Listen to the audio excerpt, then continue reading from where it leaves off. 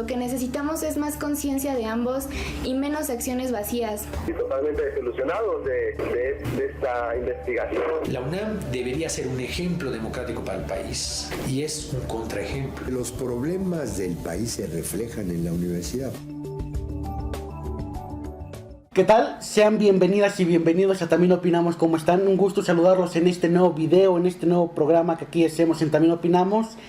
Bueno, como ustedes bien saben, pues siempre ha estado en tema de debate la educación en nuestro país. Y qué mejor que hacerlo ahorita porque, curiosamente, el Fondo de Cultura Económica publicó un estudio, Enseñanza y Aprendizaje en el siglo XXI, Metas Políticas Educativas y Currículos en 6 países. Analizan trabajos de Singapur, de China, de Chile, India, Estados Unidos y por supuesto México. Y está en la telefónica el doctor Sergio Cárdenas, quien es profesor e investigador de la División de Administración Pública del Centro de Investigación y Docencia Económica, el CIDE. Es doctor y maestro por la Universidad de Harvard en educación. Y vamos a conversar con el doctor Sergio Cárdenas acerca de este estudio que él participó, que él colaboró, para conocer más a detalle esta investigación y además pues conocer cómo está México en materia educativa. Doctor Sergio Cárdenas, ¿cómo está? Muy buenas tardes. Muy bien, muchas gracias. Gracias por la invitación. Al contrario, doctor, gracias por concedernos esa entrevista. Sé que anda muy ocupado y por eso doblemente le agradecemos que nos dé unos minutos para conocer ese tema tan importante en nuestro país. Bueno, doctor, déjeme comenzar con esa entrevista preguntándole, sobre el estudio que ya mencionamos ahorita que en el que usted ha colaborado en el Fondo de Cultura Económica. Pues platíquenos, doctor, de qué trata, cómo surge, el porqué de realizarlo, cómo lo realizaron, doctor. Claro. Bueno, este estudio es una de las actividades que se están llevando a cabo desde una iniciativa que encabeza el profesor Fernando Reimers de la Universidad de Harvard, que es una iniciativa global para la innovación educativa. Él crea esta iniciativa hace un par de años con socios en 6 países y la intención fundamental es comenzar una discusión sobre cuáles son esas competencias y habilidades pues que van a permitir una vida integral o una vida completa para ciudadanos de diferentes países en el mundo, es decir, una reflexión interesante sobre cuáles son las habilidades que van a permitir que sean ciudadanos activos, que puedan tener oportunidades de movilidad, que obviamente sean productivos. Y esta iniciativa tiene 3 vertientes. Una de ellas es el desarrollo de investigación. En una etapa inicial lo que se descubrió es que hay 2 discusiones, una discusión un tanto más conceptual que habla sobre cuáles son estas competencias que resultarán relevantes para los siguientes años, siguientes décadas, pero había un vacío, o hay un vacío todavía en la investigación, uno particularmente evidente, que era cómo esta discusión sobre las las competencias que se asumen son relevantes, se aterrizan en los currículos nacionales. Ese es el primer vacío que se detecta y es lo que justifica este primer estudio, donde se analizan pues de manera detallada justo cómo estas competencias están reflejadas en currículos de 6 países. Se analizó el caso de India, de los Estados Unidos, de Singapur, de Chile y de México, con la intención, por supuesto, de tener China me faltó, con la intención de tener una perspectiva comparada sobre cómo se traducen o cómo se transfieren esta preocupación de competencias y cómo se insertan en los currículos nacionales. Doctor Sergio Cárdenas, ha hablado de los currículos, de estos sistemas educativos que hay en estos particulares 6 países. En su opinión, pues evidentemente cada sistema educativo, cada currícula se adapta al país en particular, porque no es lo mismo México que China o Singapur, pero ¿qué elementos encontraría usted o qué elementos pudiera platicarnos de que difieren de estos 6 países? Claro, bueno, es un buen punto. Los currículos nacionales en principio, habría que recordar que el currículo en principio por diseño, lo que resulta relevante para la comunidad, para la sociedad, y que aspira a que sea reproducido. Es decir, se supone que en el currículo hay un acuerdo tácito de que son el tipo de prácticas, costumbres, conocimientos, competencias que aspiramos que permanezcan en cualquier país o comunidad. Dicho de otra manera, reflejamos en currículo lo que asumimos debería suceder en los siguientes años entre nuestros niños y entre las próximas generaciones de ciudadanos, niños, adolescentes, en fin. Entonces, efectivamente, debe haber una diferencia, hay diferentes concepciones de cuál, no solamente de qué resulta relevante o pertinente que desarrollen los niños y jóvenes, sino por supuesto el contexto en el que se encuentren. Por ejemplo, en el caso de Singapur, por poner un ejemplo, por lo menos hace unos años, muy al inicio, es una nación muy joven, la preocupación principal era lograr una integración, incluso crear una nación, es decir, lograr un objetivo común, una definición común. Ahora hay otros objetivos, como sería provocar mayor tolerancia, crear un ciudadano ético, global, productivo, por supuesto, crítico, en fin, hay una definición pues que marque qué es lo que se busca en cada comunidad. En el caso de México es muy referido, por lo menos ya en etapas recientes, que primero vivimos una cuestión similar, sobre todo en la etapa postrevolucionaria, donde lo que intentábamos era generar unidad nacional. Entonces, el currículo captura eso. ¿Cuáles son las diferencias que se observan? Por supuesto, hay una variación importante que captura la trayectoria de los propios sistemas educativos. El que, desde mi punto de vista, obviamente es una interpretación y puede haber diferentes perspectivas, pero desde mi punto de vista, el que tiene una mejor definición o una definición mucho más avanzada, más aterrizada, por decirlo de una forma coloquial, es precisamente Singapur. Ellos tienen una discusión muy interesante y han logrado materializar cuáles son esas competencias que en principio deberían reproducirse.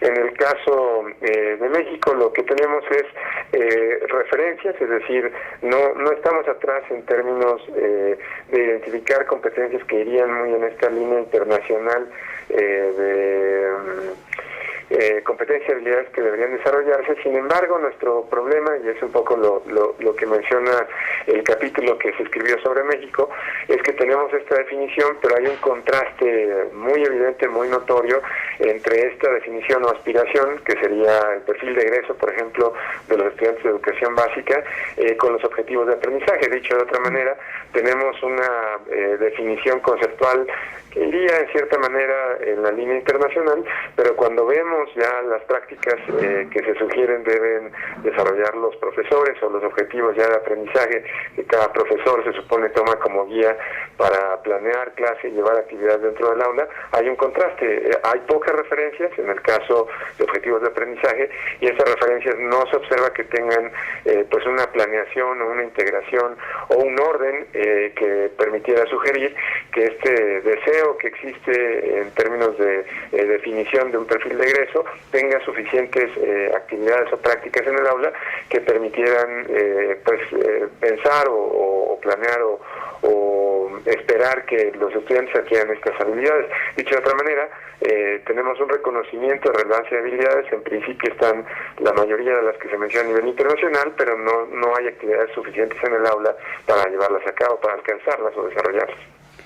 Doctor Sergio Cárdenas, ese punto me parece importante que ha tocado en torno a la situación de México. Yo le escuché decir hace unas semanas en una entrevista en Radio UNAM, en Primer Movimiento, que bueno que los alumnos, los papás, los padres de familia y inclusive los maestros no tienen esa noción o esa conciencia de la importancia de estas habilidades, de estos objetivos, por así llamarlo. ¿A qué cree que se deba que no haya esa importancia o no lo tomen como relevancia estos elementos, doctor? Correcto, es buen punto. De hecho, en el estudio tuvimos oportunidad con la colaboración del gobierno del estado de Guanajuato de distribuir una encuesta entre profesores, directores y padres, justo para indagar. Era una pregunta muy básica, es decir, suena muy intuitivo hablar de competencias del siglo XXI, hay mucha deshabilidad alrededor del concepto, pero ya cuando comenzamos en la fase de implementación o en la fase ya de diseño de programas y discusión de políticas, lo que encontramos es que obviamente se entienden cosas muy distintas, e incluso muchas veces la conceptualización de estas competencias se separa o no va en la misma línea de lo que la investigación sugiere como habilidades relevantes. Entonces, en esta encuesta lo que intentamos indagar es cuáles eran las competencias que los profesores y los directores escolares asumían les iban a dar oportunidades a los alumnos en los siguientes 30 años. Para nuestra sorpresa, entendemos que es una tendencia incluso internacional. El énfasis es tecnología, un poco de lengua y con muy escasas menciones es pensamiento crítico. Entonces, ahí lo que refleja es que no hay una conceptualización adecuada, es decir, cuando se mencionan competencias siglo XXI o se discute cuáles son las competencias que les van a dar ventajas a los futuros ciudadanos, la relación inmediata es con tecnología, que es efectivamente una competencia importante, pero no es la única y quizá no es la más relevante. Entonces, esto es algo que encontramos, es decir, los padres, directores y profesores pues carecen de esta conceptualización o de este conocimiento sobre cuáles serían esas competencias que ellos deberían estar promoviendo desde el aula o promover en casa incluso. Entonces, ese es un primer punto. Las causas, que de hecho sería la pregunta que haces, serían varias. Una, sobre todo, es que hay en general una discusión poco sofisticada acerca de los fines de la educación, es decir, hay una discusión insuficiente sobre cuáles son los fines de la educación y generalmente lo que asumimos es empleo, es decir, la educación va a servir para que tengas trabajo, pero es una visión muy reducida que obviamente no captura pues, los objetivos tan amplios que se han ido acumulando o se han ido cediendo a la escuela pública y a la casa, es decir, no solamente pensar lo que sucede en la escuela, sino lo que sucede en familia. Ese es un punto. El segundo, que en general también pues estamos en un círculo, a veces lo que se llama círculo de pobreza, donde los propios padres no han tenido una exposición a una educación de calidad, a una educación con competencias relevantes. Entonces hay un proceso de reproducción donde yo asumo que mis hijos deben aprender lo que yo aprendí en la escuela, aunque hubiera cambiado pues la demanda de competencias o aunque hubiera escuelas con pues un diseño más complejo que les permite alcanzar competencias o desarrollar competencias que para esa primera generación no habían sido concebidas. Y un tercer punto quizá es que no es una discusión que se promueva necesariamente desde la autoridad educativa, es decir, hay prácticas en las que incluso sucede lo contrario. En lugar de provocar una discusión amplia sobre qué significa calidad educativa, la propia autoridad con frecuencia reduce esa discusión y solamente se preocupa por temas de insumos, es decir, una escuela o una educación de calidad se refleja en insumos, es decir, yo veo que un gobernador entrega tabletas o veo que un gobernador entrega computadores y asumo que eso es algo de calidad. Veo que un profesor tiene a los alumnos sentados y callados y en orden por 5 horas sin que participen incluso, y asumo que esa es una concepción de calidad. Entonces hay una interacción de distintos factores que son los que llevarían a esta escasa comprensión o conceptualización inadecuada de lo que es realmente una competencia relevante y de lo que es, por supuesto, una educación de calidad. Doctor, nos surgen varias dudas. Esta entrevista no la iba a hacer nada más un servidor, iba a estar aquí una colaboradora nuestra, Ingrid Pineda, que no está. Y bueno, pues me mandó una pregunta que ella iba con lo que está mencionando, me la mandó, aunque no está ella, pero la haré. Esto que nos comenta, bueno, de las razones por las cuales no se les da prioridad a estas competencias, que ojalá ahorita nos pudiera ampliar más cuáles son. ¿Usted vería que en el gobierno federal este debate de la reforma educativa, del nuevo modelo educativo, sí va encaminado a eso que usted nos plantea de las competencias, de las habilidades, o va en un estricto nada más político, dejando todavía a un lado esto que nos comenta? No, yo creo que en realidad comenzamos, es decir, es una buena noticia la discusión sobre el nuevo modelo educativo. Por supuesto, la buena noticia es la posibilidad de comenzar a desarrollar estas discusiones de las que hemos platicado, es decir, poder pensar un tanto en cuáles son esas habilidades, competencias que debemos privilegiar y sobre todo cuáles son las que están presentando a nivel internacional. Dicho de otra manera, yo creo que el modelo está abriendo un espacio para insertar estas nuevas competencias. Comparando los dos currículos, obviamente el estudio que se publica en este libro es el currículo vigente, es decir, lo que en este momento se supone se está tomando como guía para el sistema educativo, y como se menciona ahí, no hay pocas menciones ya en términos de implementación, y no está necesariamente balanceado, es decir, hay un sesgo en cierta manera, algunas habilidades que además se mencionan sin detallar mucho qué significan algunas de estas, pero bueno, ese sería un punto. Yo creo que el nuevo modelo en realidad lo que está abriendo es una oportunidad de discutir, como ya mencionaba, y además ya trae definidas algunas competencias, aunque con distintos términos, que se supone deben desarrollarse. Resaltaré sobre todo el énfasis en desarrollo socioemocional o el aspecto socioemocional, que sí tiene una mención muy explícita o muy evidente en el documento que se está distribuyendo para discusión. Obviamente, como han enfatizado las autoridades en la SEP, es solamente un documento que está a discusión y que esperemos que efectivamente se enriquezca ya en estos debates, foros y reuniones que se están llevando a cabo, para que entonces esto pueda tener pues una orientación definitiva que no se separe de este objetivo de desarrollar competencias siglo XXI. Hay otra mención, no solamente a lo socioemocional, de otro tipo de habilidades interpersonales, intrapersonales, en fin, que podrían sugerir que al menos ahora podría incorporarse en los nuevos planes y programas, actividades que desarrollen estas competencias que a nivel internacional, insisto, se sugieren son relevantes. Pero hay que esperar. Dicho de otra manera, hay una ruta.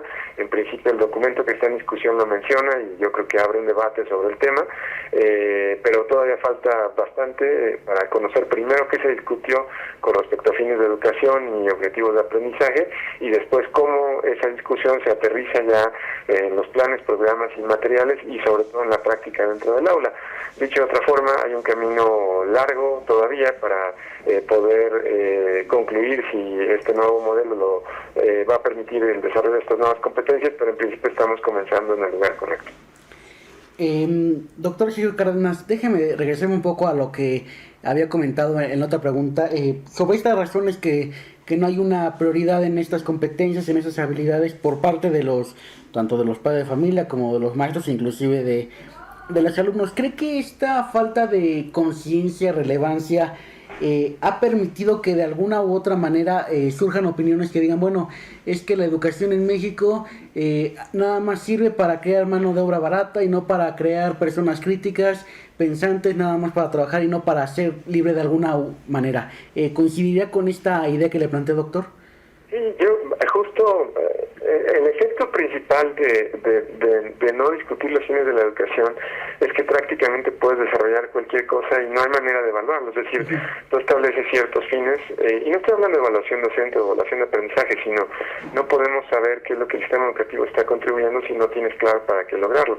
Evidentemente hay quien piensa que un fin de la educación es solamente impactar en cuestiones productivas, y es válido, pero no puede ser el único. Es decir, en la medida en que esta discusión es cooptada o reducida por solo un grupo que tiene esta perspectiva muy unidimensional o reduccionista de la educación, pero eso es una tragedia. Es decir, lo que está pasando es que el sistema educativo se limita y obviamente busca desarrollar solo una pequeña parte de todas las competencias que permitirían que un ciudadano tenga una buena condición de vida y libertad y autonomía, movilidad, en fin.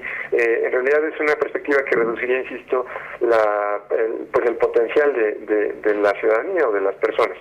Entonces, yo lo que pensaría, y espero estar respondiendo a la pregunta, es que efectivamente esta falta de discusión o esta conceptualización equivocada puede llevar a prácticas de nuevo limitadas o que no desarrollen todo el potencial de la persona, y eso yo creo que es una mala noticia. Ahora también sucede lo contrario.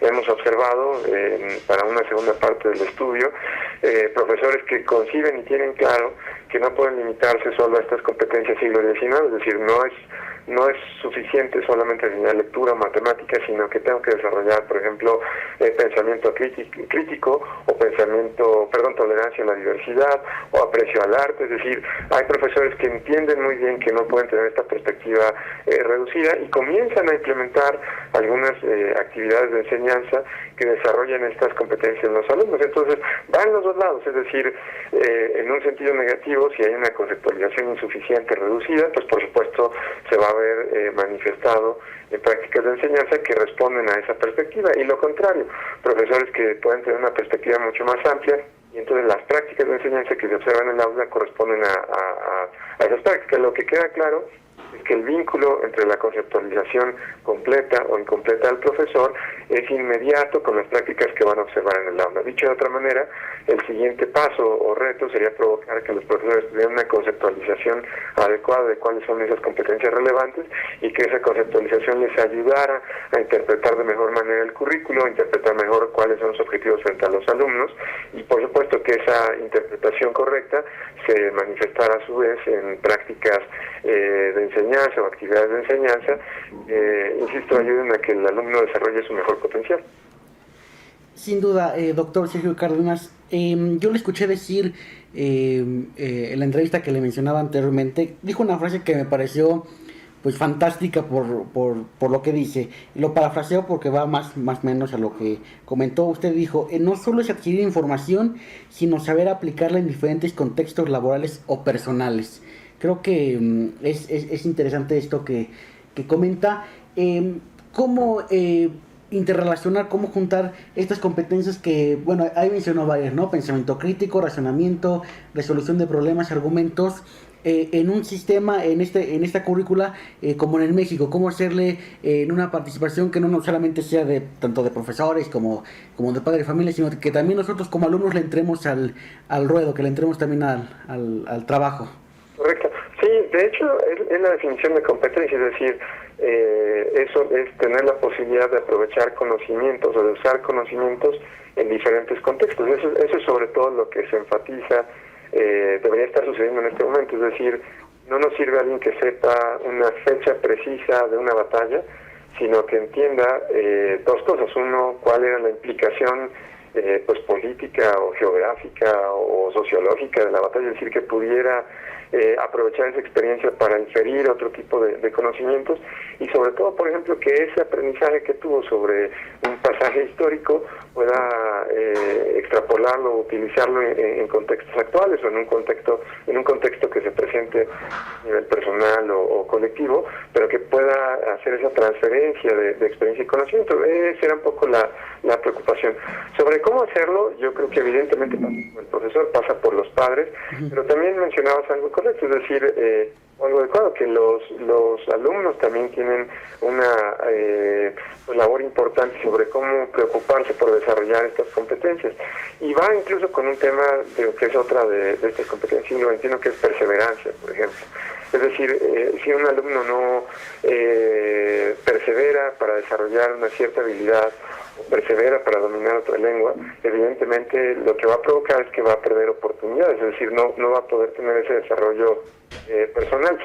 Ahora, por ejemplo, con toda la información que existe en Internet, o las opciones de formación a distancia, los famosos MOOC, o los materiales que están disponibles, pues hay también una parte importante que es esta posibilidad del estudiante de que aproveche todos esos recursos alrededor.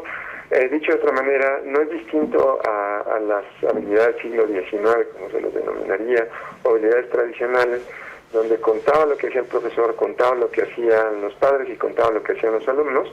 Es decir, en principio estas habilidades dependen de la colaboración e interacción de los tres, pero yo creo que sí es claro ahora que un primer paso para entender, sobre todo ya pensando en medio superior y superior, que el alumno tenga claro que hay ciertas competencias que corresponde a un esfuerzo personal el poder desarrollarlas, e incluso a lo mejor ya también como una ruta para poder facilitar este aprendizaje, que dependen mucho pues de una comprensión bastante objetiva de qué es lo que se busca.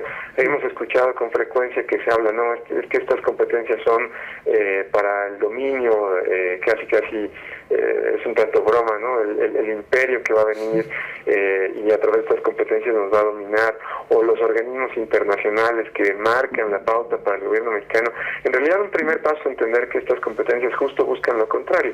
Si tú tienes un ciudadano crítico, creativo, pues lo haces independiente, y esta independencia, en principio, si compramos este argumento de dominación maquiavélica, pues provocaría que el estudiante justo pueda cuestionar esta imposición externa. Dicho de otra manera, habría una posibilidad de que el comprometerse a desarrollar nuevas competencias y entender que no es un discurso ideológico, sino una respuesta a condiciones distintas provocadas por tecnología, colaboración entre países, disponibilidad de información, esa es una oportunidad, y que por lo tanto el estudiante debe asumir un rol distinto para poder desarrollar estas competencias. No es una respuesta, perdón, no es una pregunta sencilla. Evidentemente hay muchos temas por explorar, abarcar, mencionar, pero sí un primer punto sería estar convencidos y comprender que estas competencias es necesario adquirirlas, nos guste o no, el entorno en el que nos movemos nos obliga a desarrollarlas, y que es momento para poder revisar y cuestionar si el sistema educativo las desarrolla, si a nivel personal las ha desarrollado, y qué tendría que hacer para poder adquirirlas. Para poder adquirirlos.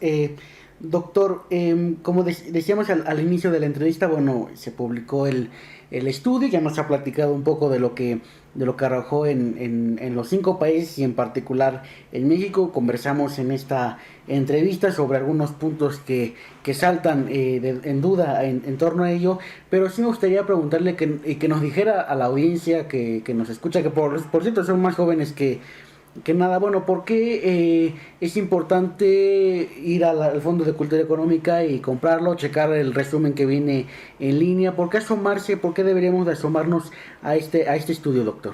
Claro, es buena pregunta. Yo creo que habría varios puntos por resaltar. El primero, yo creo que es la perspectiva comparada. Por ejemplo, de hecho creo que estaba olvidando mencionar a Chile. Viene el caso también de Chile, y es muy interesante observar cómo por supuesto, no solamente tenemos contextos relativamente similares, obviamente hay diferencias, pero en principio enfrentamos problemas comunes. Hay lecciones importantes sobre qué se está haciendo en otros países, incluso dependiendo de la perspectiva que se tome. Por ejemplo, si están eligiendo carrera, o si ya están en una carrera y aspiran a trabajar en una ONG, o a trabajar en gobierno, en un organismo internacional, o simplemente ser profesionista independiente, o ser profesor, da una perspectiva es mucho más rica el poder entender cómo estas competencias al final están capturando, como lo mencionaban, los currículos nacionales, pero sobre todo como una vez que están en esos currículos, los sistemas educativos están intentando diferentes rutas para poder provocar que se desarrollen, o que esas competencias se desarrollen entre los jóvenes. Entonces, un primer punto es, por supuesto, entender esta perspectiva mucho más internacional, saber qué se está haciendo en China, saber qué se está haciendo en Chile, en Singapur, y tratar de extrapolar o comprender de mejor manera qué es lo que estamos haciendo en el país. Lo mencionabas ahora, esta discusión sobre el nuevo modelo educativo, bueno, ayuda bastante a entender qué está pasando en otros lados, qué estamos dejando hacer y qué estamos haciendo bien, pues por supuesto para continuarlo. Es decir, nos daría un insumo para poder incidir en este debate público sobre qué queremos para el sistema educativo. Entonces sería un primer punto. El segundo punto es que resultado de esta revisión se resalta o se menciona de manera insistente cuáles son esas competencias que van a asegurar que los estudiantes sean competitivos, es decir, que puedan entrar a mercado laboral, pensándolo de una manera muy llana, o bien que tengan posibilidades de desarrollar competencias que les hagan ser ciudadanos completos o activos, que puedan tener interlocución incluso con personas de otros países, que además ya no es algo distante. Es decir, todos los días estamos expuestos a información de otros países, interactuamos con personas de otros países por Skype, por un chat, por Twitter, es decir, es algo más frecuente y cercano de lo que parece. Y entonces tener una mejor comprensión de qué es lo que les va a permitir tener una participación más activa en la sociedad, Por supuesto es algo favorable, dicho de otra manera es tratar de entender qué es lo que están desarrollando en otros lados y en su momento a mí me van a requerir, sea insisto como profesional o como un ciudadano más, pero tener esa perspectiva de qué es lo que, insisto, me va a permitir integrarme a una sociedad más globalizada, por supuesto también resulta de utilidad. Yo creo que son los dos principales factores. Por supuesto, si hay alguien que está interesado en educación o pedagogía o política educativa, pues tendrá un agregado más, que es justo entender pues cuáles son esas rutas por las cuales podríamos contribuir a mejorar la calidad de la educación. Pero creo que esos serían los tres factores que serían el incentivo mayor para ir al Fondo de Cultura Económica y buscar este libro de Fernando Reimers y Connie Chung. Pues sí, sin duda, doctor Sergio Cárdenas, profesor investigador de la División de Administración Pública del Centro de Investigación y Docencias Económicas CIDE. Le agradezco enormemente que nos haya tomado la llamada en este viernes. Y bueno, pues no perdamos la comunicación. Tendremos que darle una leída, ya lo empezamos en nuestro caso, pero los demás, la audiencia, darle una leída y ya poder seguir comentándolo y pues estar a reserva de lo que pasa con lo que estoy comentando, ¿no? Que esta discusión que se abre del nuevo modelo educativo pues abre la puerta a poder ver que se siga avanzando en esta materia que usted ha mencionado. Doctor, muchísimas gracias. Al contrario, muchas gracias y con todo gusto platicaremos nuevamente tantas veces como lo sea conveniente para ustedes. Pues ya está la entrevista con el doctor Sergio Cárdenas. Interesante esta investigación, este estudio que han realizado varios académicos, incluido él, en torno pues al tema educativo que también en nuestro país ha como estado en debate ello, y bueno, pues tendremos que seguir debatiéndolo. Gracias por estar aquí en este espacio, nos vemos y nos escuchamos en la próxima. Lo que necesitamos es más conciencia de ambos y menos acciones vacías. Totalmente desilusionados de esta investigación. La UNAM debería ser un ejemplo democrático para el país y es un contraejemplo. Los problemas del país se reflejan en la universidad.